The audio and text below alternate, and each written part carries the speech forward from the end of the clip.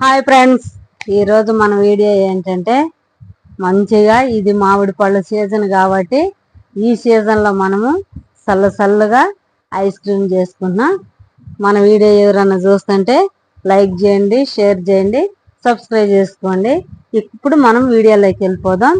ఇక్కడ నేను ముందుగా లీటర్ పాలు తీసుకొని పొయ్యి మీద పెట్టాను, కాగబెడుతున్నాను. ఇక్కడ 2 మామిడి పళ్ళు తీసుకున్నాను. నేను మామిడి పళ్ళు మంచిగా చెక్కు తీసి వాటిని సన్నగా ముక్కలు కట్ చేసుకోవాలి.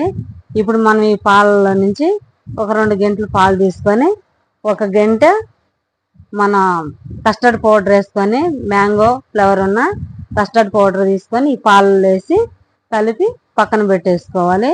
పాలు కొంచెం మరిగినాక మనము మన స్వీట్కి తగినట్టుగా చక్కెర తీసుకోవాలి. ఇక్కడైతే నేను ఒక టీ గ్లాస్ తీసుకున్నాను. మీకు ఎంత కావాలి? ఇప్పుడు మామిడి పళ్ళు కూడా కొన్ని పులుపు ఉంటాయి, కొన్ని తీగ ఉంటాయి. దాన్ని బట్టి మనము చక్కెర తీసుకోవాలి. నేనైతే ప్రస్తుతానికి ఒక టీ గ్లాస్ తీసుకున్నా. మంచిగా ఇగో పాలు ఇట్ట మరిగించుకోవాలి, బాగా దగ్గరికి మరిగించుకోవాలి. పాలు మరిగినాక మనం ముందుగా ఏదైతే కస్టర్డ్ పౌడర్ కలిపి పెట్టుకున్నామో ఆ కస్టర్డ్ పౌడర్ పాలలో వేసుకొని లో టు మీడియంలో పెట్టుకొని మంచిగా కలుపుకుంటా అడుగంటుకోకుండా మరిగించుకోవాలి. బాగా సిమ్లో పెట్టుకొని ఇక్కడ చూసారా, ఈ విధంగా మామిడి పండుని కట్ చేసుకోవాలి. మనం ఈ విధంగా ముక్కలు చేసుకోవాలి.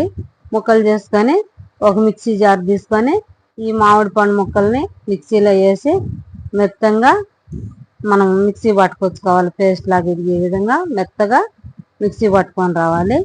ఇప్పుడు మనం మిక్సీ పట్టుకొని వచ్చి మనము ఈ కస్టర్డ్ పౌడర్ మరగబెట్టుకున్నాం కదా, చల్లార్చుకొని ఇట్లాగా మనము ఈ మామిడి పండులో వేసుకొని మిక్సీలో వేసుకొని మెత్తంగా ఈ విధంగా మిక్సీ పట్టుకొచ్చుకోవాలి. చూసారా, మనకి ఐస్ క్రీమ్ రెడీ అయిపోయింది. మంచిగా కలిపి మన చక్కెర చూసుకొని ఏదైనా కలుపుకోవాలి. సరిపోలేదంటే ఈ టైంలోనే చక్కెర కలుపుకోవాలి. నాకైతే సరిపోయింది.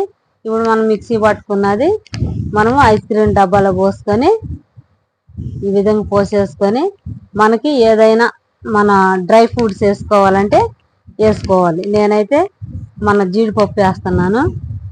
జీడిపప్పు కట్ చేసి వేసేస్తున్నాను. ఈ విధంగా వేసుకొని మనము మూత పెట్టేసి ఫ్రిడ్జ్లో పెట్టుకోవాలి. ఇప్పుడు మనం కనీసం 10-12 గంటల దాకా ఫ్రిడ్జ్లో పెట్టేసుకోవాలి. నేను 10-12 గంటల తర్వాత మీకు చూపిస్తున్నా. మనకు మొత్తం డబ్బా మొత్తం ఐస్ క్రీమ్ అయిపోయింది. ఇక్కడ నేను మీకు తీసి చూపిస్తున్నా, చూడండి. ఐస్ క్రీమ్ భలే ఉంది, చాలా బాగా వచ్చింది. మనం వేసిన జీడిపప్పు అవి లోపలికి వెళ్ళినాయి. ఈ విధంగా ఐస్ క్రీమ్ మీరు కూడా ఒకసారి ట్రై చేయండి. ఈ సీజన్లో ఇలా చేస్తే పిల్లలు కూడా చాలా బాగా తింటారు, చాలా ఇష్టపడతారు కూడా. పిల్లల కాంచి పెద్దోళ్ళ కాడికి చాలా ఇష్టపడతారు. Thank you for watching.